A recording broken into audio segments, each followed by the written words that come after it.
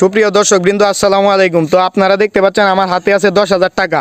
তো এই 10,000 টাকা আজকের এই বাজি গেলার পুরস্কার। তো আজকে আকর্ষণীয় একটি বাজি গেলা হলো। তো এখানে দেখতে পাচ্ছেন 3টি লাঠি রাখা আছে, এখানে রাখা আছে একটি বাঁশি, এখানে রাখা আছে একটি টিস্যুর প্যাকেট। তো আজকের খেলা হলো লাঠি দিয়ে বাঁশি বাজাতে হবে। সেটা কিভাবে পরে বলতেছি।